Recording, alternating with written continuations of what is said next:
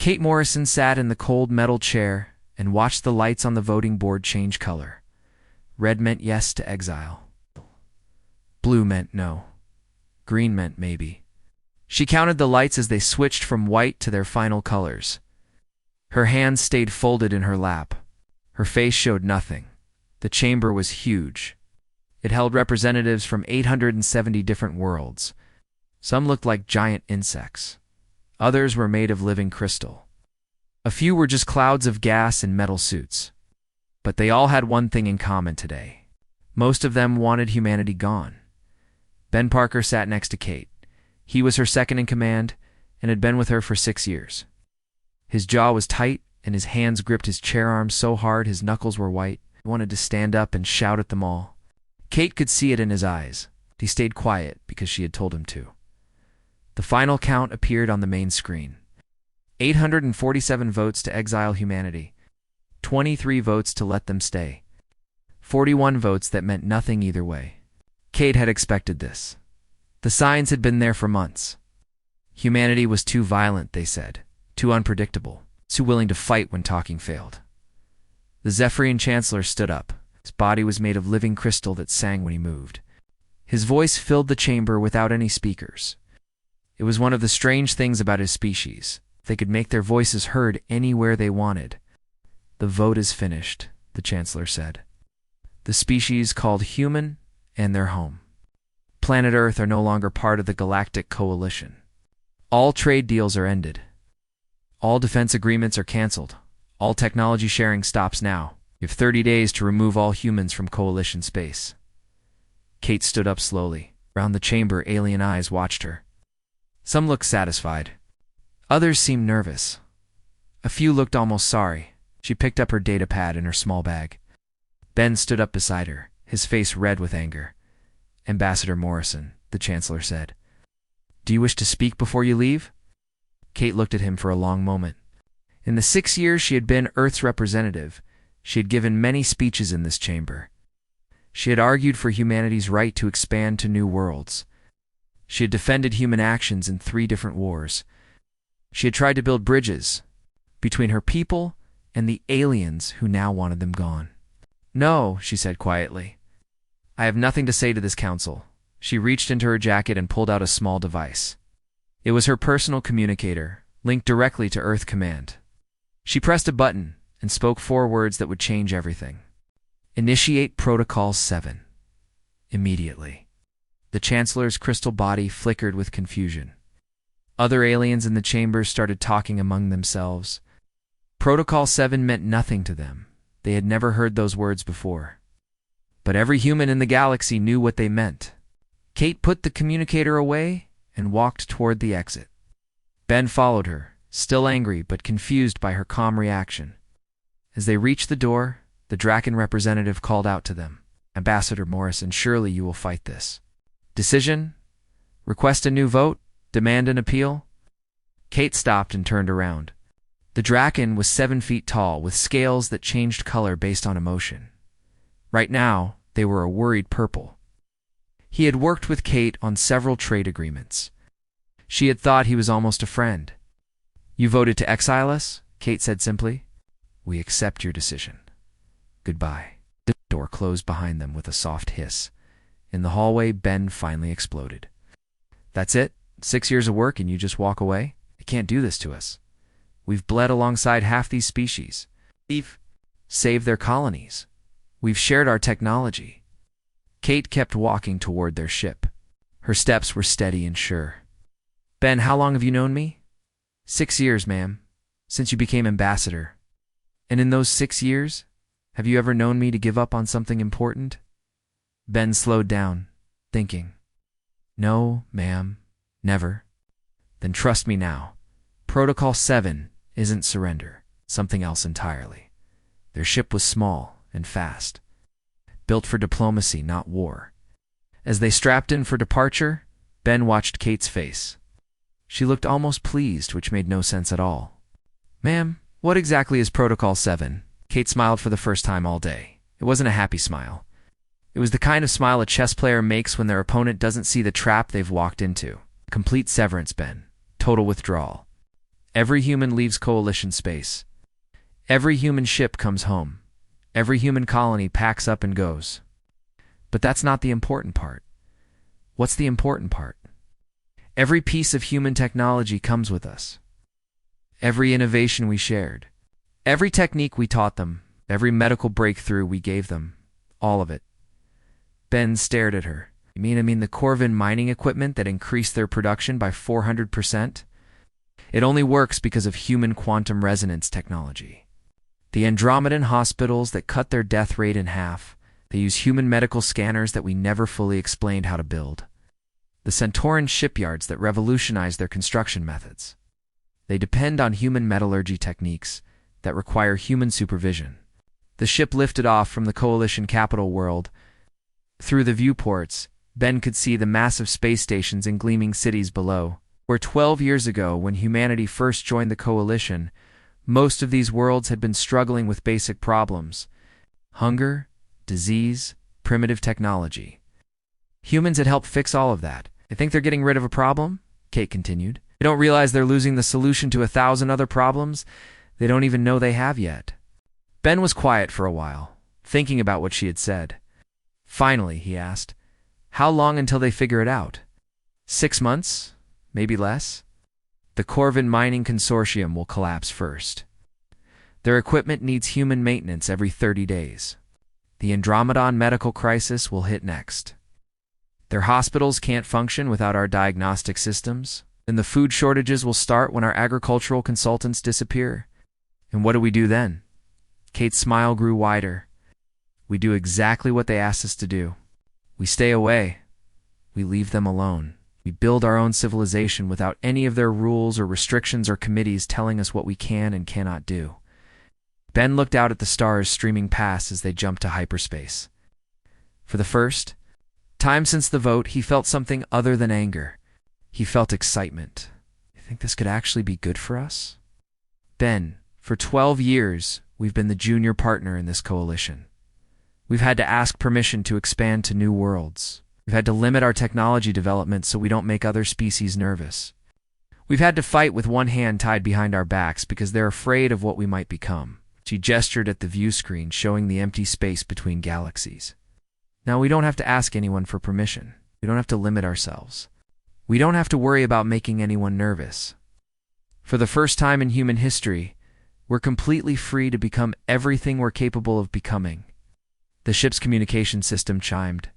Messages were pouring in from every human settlement in the galaxy. The recall order had been received. Protocol 7 was in effect. Across hundreds of worlds, millions of humans were packing up and coming home. Kate read the reports with satisfaction.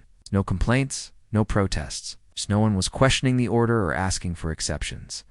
Humanity was leaving exactly as she had promised they would. Quietly, completely, without explanation or negotiation. The aliens wanted us gone, she said softly. They're about to find out what that really means. Captain Lisa Chen was deep in the asteroid field when the message came through. Her ship, the New Frontier, had been mining rare crystals in the Kepler system for 8 months. The work was hard and dangerous, but the pay was excellent. More importantly, the alien species they worked with had become like family. Steve Williams sat at the navigation station, his face pale as he read the incoming transmission. He had served with Lisa for 3 years and had never seen a priority alpha message before. Those were reserved for war declarations or species-ending emergencies. "Captain, you need to see this," Steve said, his voice shaking slightly. Lisa floated over to his station. The mining ship's gravity was turned off during operations to make moving heavy equipment easier. She grabbed a handheld and pulled herself to where she could read the screen. The message was short, but it hit her like a physical blow. All human personnel cease operations immediately. Return to Sol system. No exceptions. No delays. Protocol 7 in effect. Destroy or retrieve all. Human technology, leave nothing behind. Lisa read it 3 more times, hoping the words would change. It didn't. At the bottom of the message was a brief explanation that made her stomach twist. The Galactic Coalition had voted to exile humanity. Earth was no longer welcome in Galactic civilization. How is that possible? Steve asked. We've been good members. We've helped everyone. We've never broken any laws. Lisa didn't answer right away.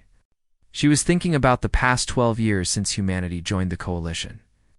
They had been the new species, eager to prove themselves. They had volunteered for the most dangerous missions. They had shared their technology freely. They had died alongside alien allies in 3 different wars, and now they were being thrown out like garbage. "Captain, what do we do?" asked Maria Santos, the chief engineer.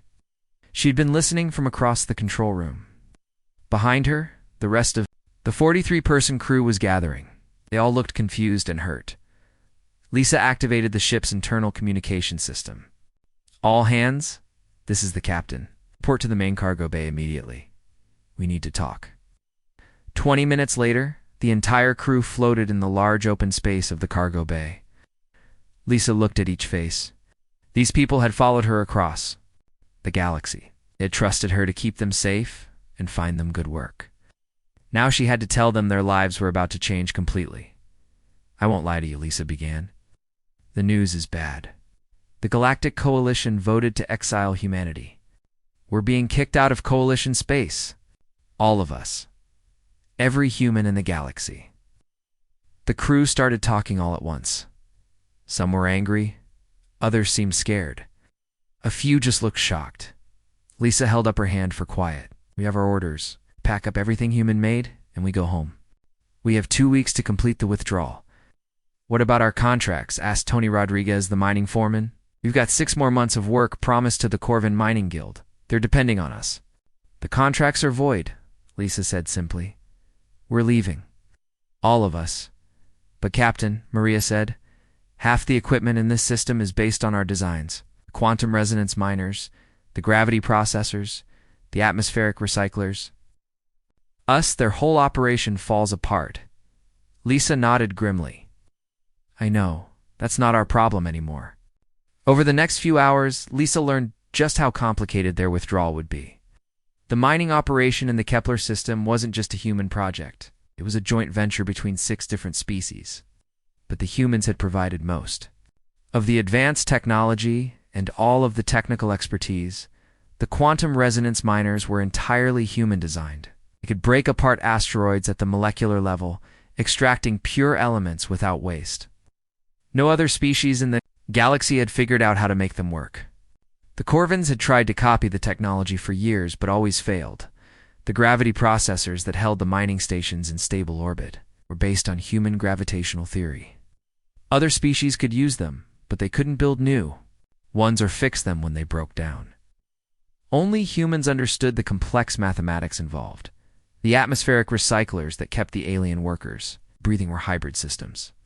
They combined human air purification technology with alien biological filters. Without human maintenance, the biological components would die within weeks. Theek arrived at their ship 3 days later. He was the Corvin liaison for the mining operation and had worked closely with Lisa's crew since they arrived. His insect-like body was smaller than most humans, but his mind was sharp and his friendship genuine. "Lisa, friend," Theek said in his clicking voice. "Strange reports reach my hearing organs. Your people prepare for departure? This cannot be accurate information." Lisa met him in the ship's small conference room. Telling Theek the truth was one of the hardest things she had ever done. He had trusted humans. He had learned to work with them despite the vast differences between their species. He had even started to understand human humor, which was no small achievement. "It's true, Theek. We're leaving. All humans are leaving Coalition space." Theek's antenna twitched with confusion. "Leaving for new assignment? Temporary departure for homeland visit? Permanent departure? The Coalition voted to exile us. We're not welcome anymore." The Corvin was quiet for a long time. Its compound eyes reflected the room's lights in hundreds of tiny sparkles. Finally, he spoke again. "This brings great sadness to Theek. Human friends work with honor. Human friends show respect for all species. Human friends share knowledge freely. Why would council leaders desire departure of human friends?" Lisa didn't have a good answer. "They think we're too dangerous, too violent, too unpredictable." Foolish. Council leaders, Theek said, his voice carrying an emotion Lisa had never heard from him before. It sounded like disgust. Human friends prevent 3 wars with wisdom words. Human friends save Andromedan colonies from plague sickness. Human friends share technology that improves all species' lives. Council leaders have brain sickness, maybe so. But the decision is made. We have to leave. Theek was quiet again. Then he asked the question Lisa had been dreading. What occurs to mining operation when human friends depart? Equipment functions without human knowledge. Lisa shook her head. The equipment will stop working within a month, maybe sooner. Can human friends leave knowledge recordings? Information for maintenance procedures? I'm sorry, Theek. Our orders are specific. We take all human technology and knowledge with us. We leave nothing behind. The impact of this news hit Theek like a physical blow. His entire body sagged. The Kepler mining operation employed over 10,000 workers from 6 different species. It was the largest source of rare elements in this part of the galaxy. Dozens of worlds depended on the materials they produced. Without rare crystals, Corvin homeworld orbital platforms lose power generation, Theek said quietly. Without gravity processors, mining stations fall into starfire. Without atmosphere recyclers, worker friends cannot breathe. Operation dies. Completely. I know, Lisa said. I'm sorry. Human friends could remain secretly. Hide from council leaders? Thick people would protect human friends from detection. Lisa was touched by the offer, but she shook her head. Our orders come from Earth Command. Every human leaves. No exceptions. Over the following days, Lisa watched her crew systematically dismantle 8 months of work. They removed the human design components from every piece of equipment. They deleted all technical databases and training programs. They packed up tools and spare parts that other species had never learned to make themselves. The other species working in the mining operation watched with growing alarm. They'd assumed humans would fight the exile decision, expected protests, and negotiations and delays. Instead, they got cold efficiency and absolute compliance with the withdrawal order. Captain Steve reported on the final day, all human personnel and equipment are aboard. The mining stations are running on backup power only. We've got maybe 2 weeks before everything shuts down. Lisa nodded. Take us out of orbit. Set course for Sol System. As the new frontier pulled away from the Kepler mining operation, Lisa looked back at what they were leaving behind. Massive asteroid processing plants that would be silent within days. Orbital stations that would fall into the system's star within weeks. Thousands of alien workers who would soon be unemployed and stranded. Captain Maria asked quietly, You think we're doing the right thing? Lisa thought about that question for a long time before answering. The Coalition voted to exile us. They wanted us gone. They were getting exactly what they asked for, but the consequences are there. Responsibility, not ours. They made their choice. Now they get to live with it. The new frontier jumped to hyperspace, leaving the Kepler system behind. Across the galaxy, similar scenes were playing out on hundreds of worlds. Human teachers vanishing from alien universities, taking with them new theories of physics and engineering. Human doctors leaving alien hospitals, carrying away medical techniques that had saved millions of lives. Human engineers abandoning construction projects, removing innovations that had revolutionized space habitat design. The Great Withdrawal had begun. With it, the slow collapse of everything humanity had helped build. Admiral Susan Brooks stood at the observation window of Defense Station. Guardians watched thousands of ships work in perfect harmony. The massive construction project in Earth's asteroid belt had been running nonstop for 8 months. What they were building had never been attempted before in galactic history. Ma'am, daily transmission from the Galactic Coalition is coming through, said Communications Officer Ryan Davis. He was young, maybe 25, and had joined the military right after the exile vote. Like most of his generation, he had no love for the aliens who had rejected humanity. Same message as always? Susan asked, without turning from the window. Yes, ma'am. They want to talk. They want to negotiate. They say the exile can be reversed if we just come back to the table. Susan smiled coldly. Send the same response we always send. No response at all, ma'am. Exactly. Let them talk to empty space. Through the thick, transparent aluminum of the observation deck, Susan could see the skeleton of humanity's future taking shape. The construction ships worked in shifts around the clock. Massive cargo haulers brought raw materials from the outer planets. Assembly robots the size of buildings fitted together components that dwarfed anything the galaxy had seen before. Dr. Amy Rodriguez floated up behind Susan using a personal flight pack. At 63, Amy was one of humanity's greatest scientific minds. Before the exile, she had been the galaxy's leading expert on faster-than-light communications. Now, she worked exclusively for humanity. The quantum entanglement network is ready for final testing, Amy said, settling onto the deck beside Susan. If this works, we'll be able to communicate instantly across unlimited distances. No delay, no matter how far apart we are. How far beyond current galactic technology is this? Amy grinned. About 300 years? Maybe more? The Coalition species are still using radio waves boosted through hyperspace. We're about to make their entire communication system look like smoke signals. General Kevin Martinez joined them. At the window, he was a big man with scars on his face from the Centauran border war. He had fought alongside alien allies for 4 years, bleeding and dying to protect Coalition worlds. The exile vote had hit him harder than most. The shipyard reports are in, Kevin said, handing Susan a data pad. Production is ahead of schedule. The first wave of new ships will be ready for launch in 6 weeks. Susan read the numbers and felt a surge of pride. Humanity was building a fleet unlike anything the galaxy had ever seen. The ships combined every technology they had learned from their alien allies, but improved in ways those aliens had never imagined. What about defensive capabilities? Beyond anything in current galactic arsenals, Kevin replied, our weapons are based on Draken plasma technology, but we've increased power output by 400%. Our shields use Zephyrian energy crystals, but we've found ways to make them regenerate automatically. Our engines are built on Corvin fusion principles, but they're twice as fast and 3 times more efficient. Dr. Patricia Thompson arrived carrying a thick stack of blueprints. She was the chief engineer for humanity's new infrastructure projects. Before the exile, she had designed space habitats for 6 different species. Now she focused entirely on human needs. The terraforming projects are showing excellent results, Patricia reported. We've taken the Draken atmospheric processors and made them work 10 times faster.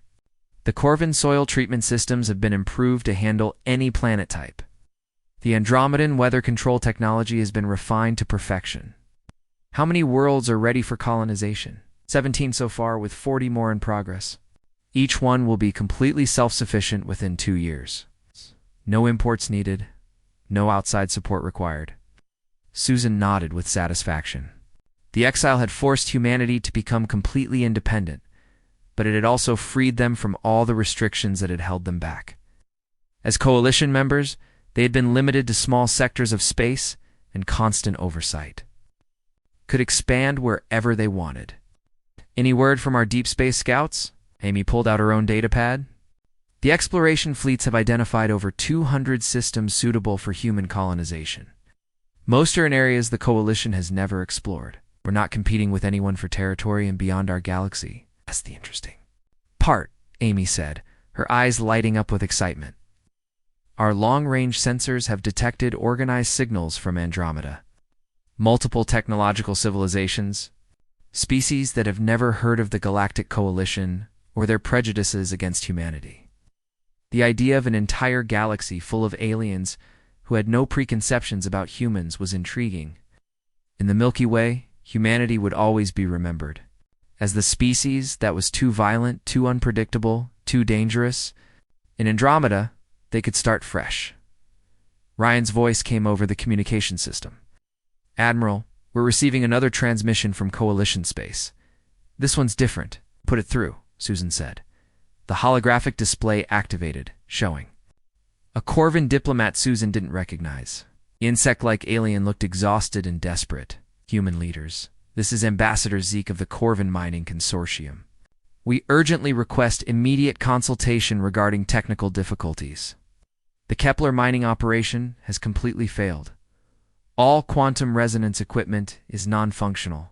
Gravity processors are shutting down. We have 10,000 workers stranded in space with failing life support systems. Susan watched the message with no emotion showing on her face. She had expected this. The Kepler operation had been entirely dependent on human technology and expertise. Please respond. Corvin continued. We are willing to pay any price for technical assistance. Our people are dying. The message ended. Ryan looked at Susan expectantly. No response, Susan said quietly. Ma'am, they're asking for help to save lives. They voted to exile us, Ryan. They wanted us gone. Didn't care about consequences then. Why should we care about consequences now? Kevin stepped forward. Admiral, I know you're angry. We all are. These are innocent workers, not the politicians who voted against us. Susan turned to face him. Kevin, how many humans died in the Centauran border war fighting to protect coalition worlds? 12,000, ma'am. How many humans died in the Andromedan plague crisis providing medical support? 8,000. How many humans died in the Void Seeker attacks defending coalition? Space. 15,000. 35,000 dead humans, Susan said, died protecting the same species that voted to exile us. Did any of them care about innocent human lives when they cast their votes? Kevin was quiet. He knew she was right. Over. The following weeks, more desperate messages arrived from coalition space. The Andromedan hospitals were failing without human medical technology. Patients who had been cured of incurable diseases were getting sick again. The medical scanners. That had revolutionized Alien. Healthcare were breaking down without human maintenance. The Centauran shipyards had ground to a halt. The metallurgy techniques that humans had shared were more complex than anyone realized. Without human supervision, the new alloys became brittle and useless. Ships that had been under construction for months were being scrapped. 3 different species were facing food shortages. Human agricultural consultants had introduced farming methods that increased crop yields by 300%.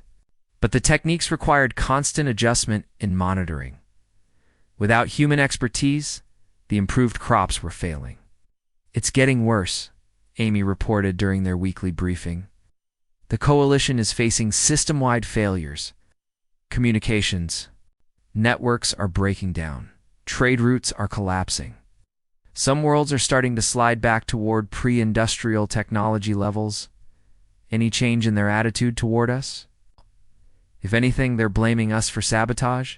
They claim we deliberately designed our technology to fail without human presence. Susan laughed bitterly. Of course they do. They can't admit they made a mistake, so it must be our fault. Patricia looked up from her engineering reports. To be fair, we did design our technology to require human oversight. Not maliciously, but because we were the ones who understood it best. We never fully explained the underlying principles because we were always there to handle problems. Are you saying we should go back and help them? No, Patricia said firmly. I'm saying they made their choice, and now they have to live with it. We gave them 12 years of our best efforts. We shared our knowledge freely. We bled and died for their causes. They threw us away like garbage. Susan nodded. Exactly. We're not responsible for fixing their problems anymore. We're responsible for building our own future. She gestured toward the construction project visible through the window. The massive structures were taking more definite shape now. What had looked like random frameworks was becoming clearly recognizable as ships, stations, and habitats designed for purely human occupation. In 6 months, we'll launch the first wave of colony ships, Susan announced. 50,000 humans. To 17 different worlds. All the technology they need. All the resources they require. Complete independence from any alien species. And after that we expand. We explore. Build the civilization we always could have built. If we hadn't been held back by alien fears and restrictions, Commander Jake Thompson guided his exploration ship Pioneer Spirit through the empty darkness between galaxies. Behind them, the Milky Way was just a distant spiral of light. Ahead of them, the Andromeda Galaxy grew larger each day. His crew, A 45 specialists had been traveling for 8 months, and they were finally approaching their destination. Long-range sensors are picking up multiple radio sources, reported Science Officer Helen White from her station. She was 32 years old and had spent 6 years studying alien communication patterns before the exile. At least 17 different signal types. This galaxy is full of technological civilizations. Jake felt excitement building in his chest, and these aliens had never heard of the Galactic Coalition. They had no opinions about humans being too violent or unpredictable. Here, humanity could make a completely fresh start. Any signs of faster-than-light travel? Jake asked. Negative, sir. All signals are moving at light speed. These species haven't developed hyperspace technology yet. That was even better news. Humanity would arrive in Andromeda with a massive technological advantage. They could position themselves as the advanced species offering help and guidance to younger civilizations. Dr. Carl Adams floated over from the xenobiology section. He was the ship's expert on first contact procedures and had worked with 12 different alien species during his career. Commander, we should discuss our approach strategy. These civilizations will have no framework for understanding interstellar politics. It could shape their entire perception of galactic civilization. Jake nodded. What do you recommend? We present ourselves as explorers and teachers. We offer beneficial technology in exchange for cultural knowledge and resource access. We build relationships based on mutual benefit rather than political dominance. It was exactly the opposite of how humanity had joined the Galactic Coalition. When humans first met alien species, they had been the primitive ones begging for acceptance and technology. Now they would be the advanced species with gifts to offer. Back in Sol System, the transformation of human civilization was nearly complete. The first wave of colony ships had launched 3 months ago, carrying 50,000 colonists to 17 different star systems. Each colony was designed to be completely self-sufficient within 2 years. Director Carol Evans stood in the observation lounge of Mars Station Olympus and watched the construction of the second wave fleet. These ships were even larger than the first ones, carrying entire cities' worth of people and equipment. Her job was coordinating the massive logistics of relocating millions of humans to new worlds. The colony reports are extremely positive, her assistant Lieutenant Daniel Foster told her. All 17 settlements are ahead of schedule. The terraforming is working better than projected. Agricultural yields are exceeding expectations. Carol studied the holographic display showing humanity's new territory was spread across a volume of space 10 times larger than their old coalition sector. More importantly, it was entirely under human control. No alien oversight, no restrictive treaties, no councils voting on their expansion rights. What about resource production? Each colony is now producing surplus materials. We're completely independent of any outside suppliers. In fact, we're producing more advanced goods than we were getting through coalition trade. That made sense. Human engineers had always been limited by what alien species were willing to share. Now, they could develop technology as advanced as they wanted without worrying about making other species nervous. Any contact from coalition space? Daniel's expression darkened. Daily messages? The situation there is getting worse. Zephyrian Chancellor sent a personal plea yesterday. Their crystal cities are losing power because they can't maintain the human-designed energy systems. The Draken homeworld is facing atmospheric collapse because their weather control systems are failing. Carol felt no sympathy. Let me guess. They want us to come back and fix their problems. Yes, ma'am. Oh, man. They're offering full reinstatement, expanded territory, and seats on the High Council. Too little, too late. We're not interested in going back to being junior partners in someone else's civilization. Through the observation window, Carol could see the orbital shipyards where humanity's most ambitious project was taking shape. The deep space exploration vessels were designed for journeys lasting decades, would carry human civilization to the farthest reaches of the galaxy and beyond. Dr. Robert Kim arrived at the station carrying a datapad full of reports. He was the director of the Advanced Technology Institute and had been working on classified projects since the exile began. His research was producing innovations that made even their alien-derived technology look primitive. The quantum drive systems are ready for testing, Robert announced. If they work as projected, we'll be able to cross the galaxy in weeks instead of months. How does that compare to Coalition technology? Our fastest ships take 6 months to cross the galaxy. Our new drives will do it in 3 weeks. We're talking about a 20-fold improvement in speed.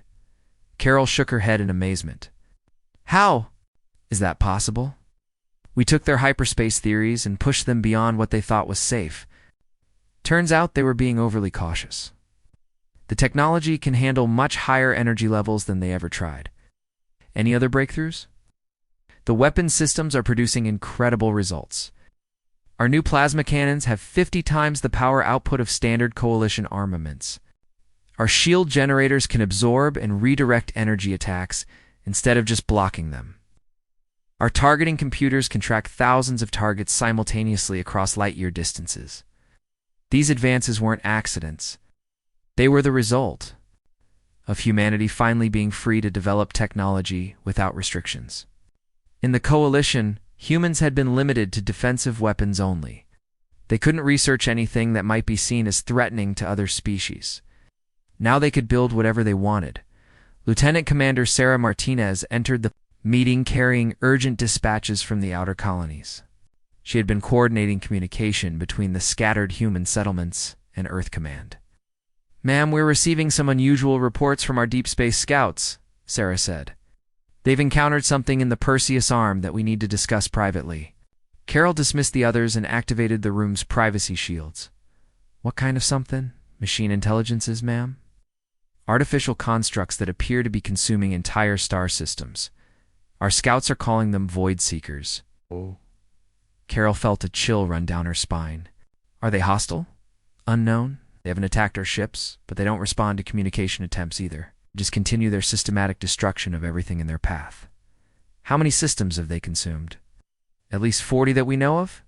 Maybe more. And ma'am, there's something else. Analysis of their technology suggests they're not from our galaxy. The materials and energy signatures don't match anything in our databases." Carol stared out at the stars, thinking about the implications. Humanity had just achieved independence and started expanding across the galaxy. The last thing they needed was an external threat that could destroy everything they were building. "What's our current military strength compared to these machines?" "Unknown, ma'am. We've never seen them in actual combat. But based on their ability to dismantle entire planets, they're probably beyond anything in the current galactic arsenal, including our new weapons. We don't know. Our technology is advanced, but these machines have been operating for centuries. They've had time to perfect their systems."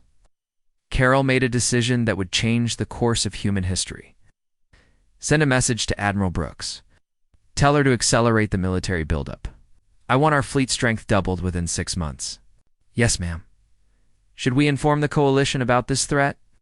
Carol was quiet for a long moment. The Coalition species were struggling with basic infrastructure failures.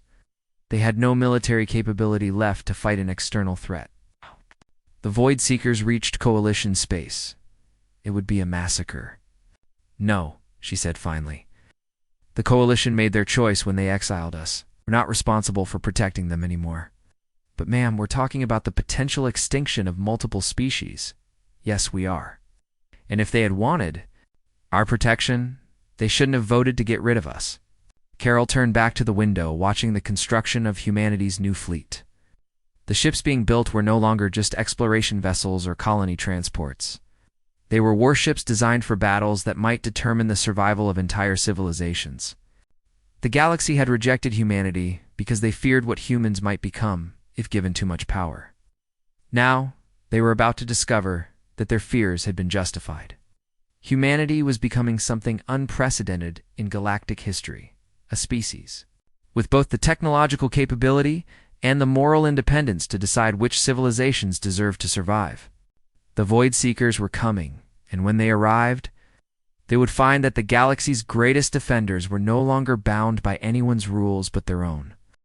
5 years after the exile vote, the Galactic Coalition faced complete collapse. Chancellor Vexhai of the Zephyrians stood before the emergency assembly, his crystal body flickering with panic. The great chamber that had once held representatives from 800 worlds now hosted barely 200. The rest were dead, dying, or had withdrawn from Coalition space entirely. Fellow beings, Zexy said, his voice cracking with desperation. Our long-range sensors have confirmed our worst fears. The machine entities that have been consuming our outer systems are not from our galaxy. They originate from Andromeda. A terrified silence filled the chamber. Every species present understood the implications. Andromeda was where the humans had gone after their exile. 8. The machines and humanity were connected somehow. Council member Theek of the Corvin Mining Guild struggled to his feet. His once proud insect body was thin and weak from years of malnutrition. The collapse of human-dependent mining operations had devastated his entire civilization. Honored Chancellor Theek clicked weakly. Perhaps machine entities and human friends work together. Perhaps human friends send machine entities to punish coalition for exile vote. Oh. The suggestion sent waves of terror through the assembly. If humanity was controlling the Void Seekers, then the coalition was facing not just extinction, but revenge, said a new voice from the chamber's communication system. The machines are not our allies. They are our enemies. Every head turned toward the holographic display that had activated without permission. The image showed a human in military uniform standing on what appeared to be a starship bridge. Behind him, displays showed massive space battles and burning worlds.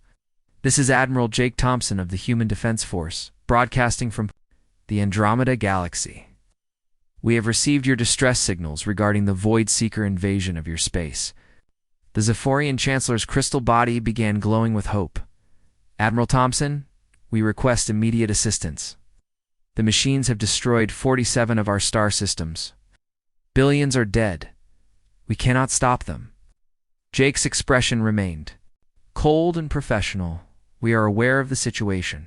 We have been fighting these machines for 3 years. They destroyed 17 civilizations in Andromeda before we arrived and stopped their advance. Then you know how to defeat them? Vexai asked desperately. Yes, we know exactly how to defeat them. We have the weapons, the tactics, and the experience necessary to drive them back to whatever dark corner of space they came from. Relief flooded through the chamber. Several species representatives began talking excitedly among themselves. Salvation was possible. The humans could save them. However, Jake continued, and his next words brought silence back to the chamber. We remember the terms of our exile. The Galactic Coalition voted to remove humanity from civilized space. All previous agreements and alliances were terminated.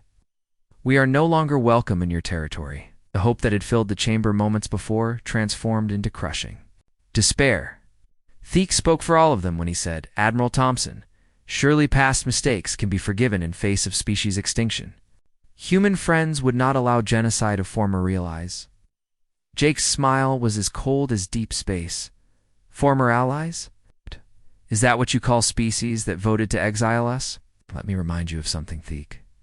When humanity faced crisis, how did the coalition respond? The question hung in the air like a poison cloud. Everyone remembered the vote.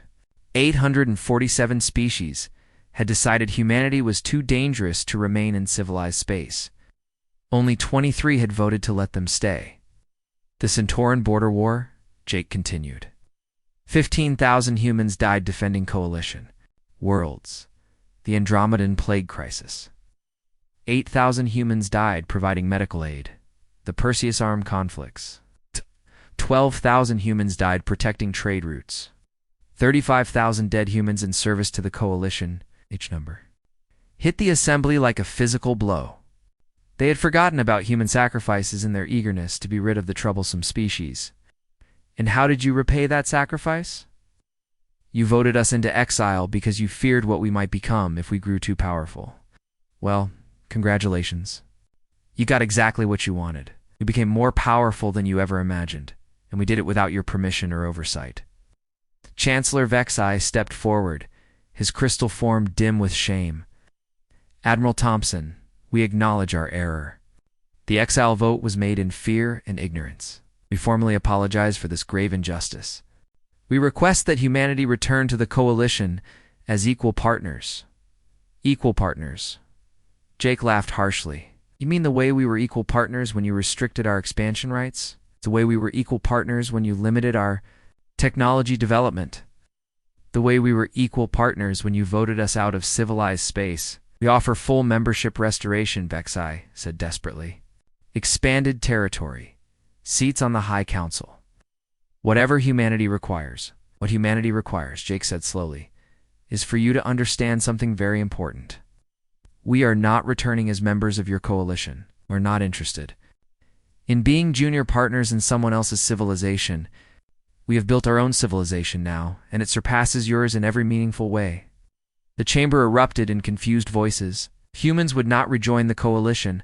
How could they be convinced to help fight the Void Seekers? Quiet before continuing. However, we are not entirely without mercy. Human Defense Force will intervene to stop the Void Seeker invasion. We will save your species from extinction. But understand this clearly. We are not doing this as your allies. We are doing this as your protectors. What is the difference? Asked a Draken representative. Lies are equals who work together by choice. Protectors make the decisions and enforce them on those they protect. When we save your galaxy, it will be under human authority, human rules, human leadership. The implications sank in slowly. The coalition species would survive, but they would no longer govern themselves. They would become protected territories. Under human control, you're offering conquest disguised as salvation? Vexai said quietly. No, Jake replied. We are offering salvation that requires accepting reality. Your civilizations are collapsing. Your technology is failing. Your military forces are powerless against external threats. You need us far more than we need you. And if we refuse this protection, Jake's expression did not change. Then you face the Void Seekers alone, with whatever resources you have left, which, based on our intelligence reports, is not nearly enough to save even one of your worlds. Choice was brutally simple. Accept human dominance or face extinction. The species that had once voted to exile humanity for being too dangerous now had to beg that same dangerous species to save them. Over the next hour, the coalition held the most important vote in galactic history. This time, the results were unanimous. Every surviving species voted to accept human protection, along with all the conditions that came with it. Jake nodded with satisfaction when the results were announced. The Human Defense Force will arrive. In your space within 30 days, we will establish defensive perimeters around all inhabited systems. We will hunt down and destroy every Void Seeker in this galaxy. Your species will survive. And after the threat is eliminated? Vexai asked. After the threat is eliminated, you will discover what the galaxy looks like under human leadership. It will be more prosperous, more secure, and more advanced than anything you achieved under coalition rule. But it will be human civilization, governed by human values, protected by human strength. The communication ended, leaving the coalition assembly in stunned silence. They had voted to exile humanity because they feared human dominance.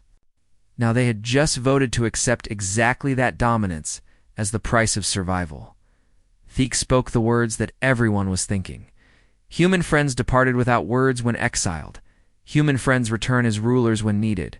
Perhaps council leaders should have been more careful about what they wished for. The age of the Galactic Coalition was over. The age of human galactic dominance had begun. It started with the simple truth that sometimes the greatest punishment is getting exactly what you ask for, delivered by those you wronged when you need them most. The humans had been exiled for being too dangerous to trust. They returned as protectors too powerful to refuse. The galaxy had learned, too late, that there are worse things than sharing power with dangerous allies, like discovering. You need those dangerous allies to survive.